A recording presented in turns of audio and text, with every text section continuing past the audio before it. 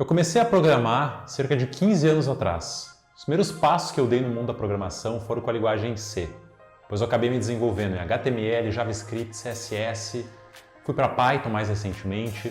Ao longo desses anos todos já trabalhei com dezenas de programadores e ensinei centenas de milhares aqui na internet com cursos abertos. Depois de interagir com tanta gente, eu pude notar que existe uma diferença brutal entre programadores bons e programadores ruins. Uma diferença que pode fazer com que os melhores sejam até 20 vezes mais rápidos em desenvolver um certo problema de programação do que os que não são tão bons. E depois de ensinar tanta gente nos últimos anos, eu consegui sintetizar 3 dicas que hoje eu dou para todo iniciante, quero compartilhar com vocês aqui, para que vocês consigam ao longo do tempo se transformarem em bons programadores e adquirirem bons hábitos no mundo da tecnologia. Então, a primeira dica: exercitem sua lógica de programação acima de tudo. Quem está começando no mundo da programação, independente da linguagem que tenha escolhido para começar, a grande maioria das vezes começa estudando lógica de programação. Todos os cursos sobre esse tópico têm uma abordagem muito teórica. Eles descrevem para a gente quais são as ferramentas que todas as linguagens possuem. Variáveis, loop, estruturas de controle de fluxo. Só que a grande verdade é que estudar a teoria da lógica de programação não serve para quase nada. A real lógica que importa é a capacidade prática que vocês desenvolvem para poder resolver um problema utilizando as ferramentas que conhecem. E isso não é uma coisa intuitiva que veio comigo, eu tive que aprimorar ao longo do tempo com muita prática. Deixa eu mostrar para vocês um exemplo em Python, que é a minha especialidade e é o que a gente ensina lá na Asimov Academy, de como um conhecimento teórico sobre as ferramentas de uma linguagem não importa tanto quanto o raciocínio que vocês desenvolvem para poder atacar um problema. E aí um problema bem instrutivo surgiu quando a gente estava desenvolvendo o aplicativo de calendário para um dos projetos da Asimov Academy. Esse aqui é um projeto que foi feito só com Python, utilizando uma biblioteca chamada Dash, e permite que a gente construa um calendário que roda no nosso navegador e adicione tarefas por dias e gerencie essas informações aqui.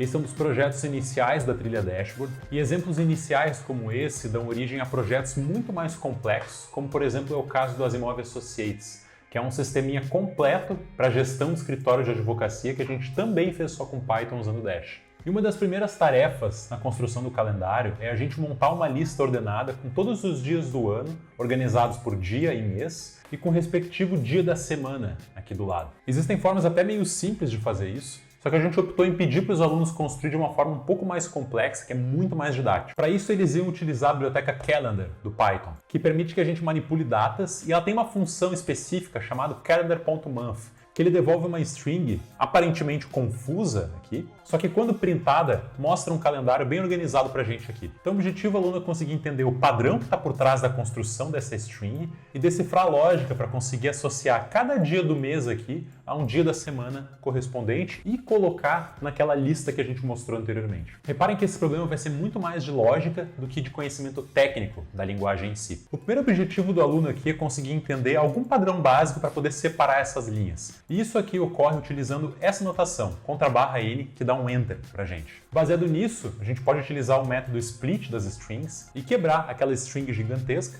em uma lista separado por todas as ocorrências de _n. Reparem que o nosso calendário agora ele deixou de ser uma string grande para ser uma lista de strings. Se a gente começa a iterar por outros meses, por exemplo, janeiro, fevereiro, sempre na terceira linha a gente vai ter o primeiro dia de cada mês. Então a gente precisa entender que lógica me garante que isso aqui é uma terça-feira, por exemplo, e inferir todos os outros dias do ano baseado nisso. No Python, a gente acessa a terceira linha utilizando o índice 2. E a gente consegue perceber que existe uma quantidade padrão de espaços para cada dia da semana diferente. E para contar a quantidade de espaços, existem muitas formas. Eu aqui utilizei o método find, que ele vai me dar a posição do número 1. Nesse caso, a terça-feira está associado com 4 espaços. Se eu pegar outro mês, por exemplo, abril, que o primeiro dia do mês começou numa sexta-feira, eram 13 espaços. Maio, eram 19 espaços para um domingo.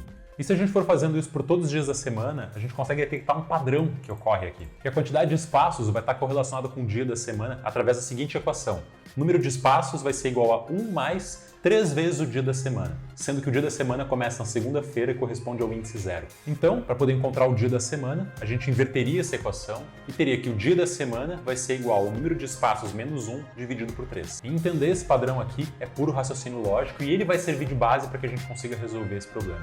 Agora que vocês viram a minha resolução, pode parecer simples para alguns, talvez um pouco complexo para outros. E eu percebi que alguns estudantes lá na Asimov pegam esse mesmo problema aqui e quando tentam atacar por si só, podem levar até cerca de 3 dias para poder entender como tratar esse string que eu apresentei aqui, decodificar ele e organizar de uma forma estruturada.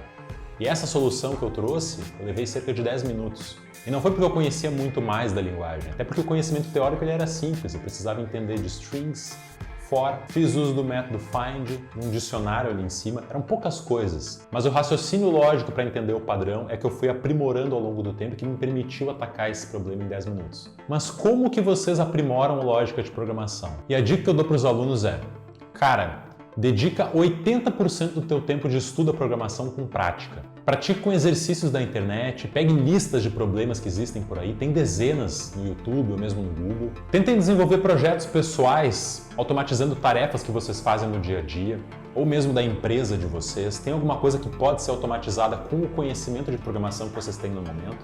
E muito mais importante é vocês atacarem o ciclo. Aprenda, pratique. Aprenda, pratique.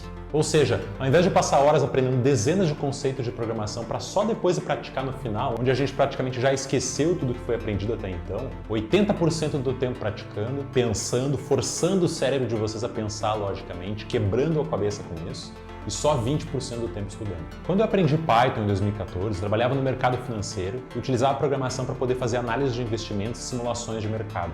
E eu conhecia só uma biblioteca, chamada NumPy. E todos os problemas que eu tinha para analisar séries financeiras eu utilizava o NumPy. Hoje eu conheço dezenas de outras ferramentas muito mais eficientes dentro do Python para tratar dados financeiros. Só que na época o NumPy me bastava, porque eu tinha raciocínio lógico, isso aqui estava bem calibrado. Então foquem nisso, porque dominar dezenas de bibliotecas e milhares de funções dentro de uma linguagem não vão tornar vocês melhores programadores do que se vocês focarem em lógica de programação. Segunda dica, aprenda a pesquisar na internet. Sei que essa dica parece bem boba, só que vocês vão se surpreender com a quantidade de pessoas que não conseguem encontrar simples soluções de programação porque não conseguem traduzir a dúvida que tem em uma pergunta simples para o Google. E nenhum curso de programação na internet vai ensinar para vocês 100% do que há para se aprender em qualquer linguagem. As linguagens se atualizam todos os dias, novas bibliotecas são lançadas, novas features são adicionadas e é impossível qualquer curso estar 100% atualizado nelas ou mesmo conseguir passar todas as combinações de aplicações que alguma linguagem poderia ter. Então, para programar bem, você precisa desenvolver habilidades autodidatas e hoje em dia isso está muito relacionado com saber pesquisar na internet e aqui, é claro, eu vou citar saber pesquisar no Google. Eu diria sinceramente que 95% do conhecimento teórico e prático que eu sei sobre programação eu não aprendi em nenhuma faculdade ou nenhuma escola. Eu sou formado em engenharia química e construí uma escola inteira de programação em Python, pura e simplesmente porque eu sabia pesquisar na internet. No exemplo anterior, a gente chegou num momento que, para um iniciante, ele poderia ficar travado no ponto. Como que eu localizo uma string dentro de uma string? Como que eu sei a posição delas? Ele sabe o que ele precisa, mas ele não sabe muito bem como fazer isso com as ferramentas que tem, ou talvez não saiba como traduzir isso em uma pergunta. Então ele poderia abrir o Google e colocar uma pergunta como localizar textos em textos maiores utilizando alguma função em Python. Isso aqui seria uma péssima forma da gente estar pesquisando na internet, porque existem conectores demais e a gente não conseguiu sintetizar perfeitamente quais são os pontos principais, quais são as palavras-chave que a gente tem aqui atrás. E com o tempo, quanto mais vocês fizerem isso, mais vão conseguindo entender quais palavras são essenciais. A melhoria seria localizar a posição de strings dentro de strings em Python. Mas é claro que existe uma forma ideal para vocês fazerem isso, e ela está estritamente correlacionada com a terceira dica, que é aprendam inglês. Eu consumo muito um fórum chamado Stack Overflow, que é uma comunidade aberta do mundo inteiro de programadores, onde praticamente qualquer dúvida que vocês tenham em Python, vocês vão encontrar lá dentro. Muito provavelmente outras pessoas já passaram pelo problema que vocês estão tendo agora. A internet nos permite achar isso, mas é mais difícil achar em português porque a gente está falando de uma comunidade aqui de, vamos supor, 5, 10 milhões de programadores no máximo. Enquanto se a gente olhar para o mundo inteiro e a linguagem do mundo é inglês, a gente pode estar falando de uma comunidade de 100 milhões, 200 milhões de pessoas talvez interessadas em programação em Python. e elas vão falar inglês. Então é muito importante que, se vocês não dominam essa língua por completo, pelo menos tentem entender os principais termos que têm relação com a programação, porque isso aqui vai destravar a capacidade que vocês têm de aprender por conta própria. Essas são as 3 dicas que eu dou para todo iniciante no mundo da programação e espero que elas possam fazer de vocês programadores melhores. Se vocês estão começando agora no mundo da programação, deixo um convite para assistir o nosso curso completo de lógica de programação aqui no YouTube. Vou deixar o link aqui em cima. E se querem de fato entrar no mundo de ciência de dados e programação em Python, construindo dezenas de projetos, dê uma conferida lá na Zimov Academy. Forte abraço e até o próximo vídeo.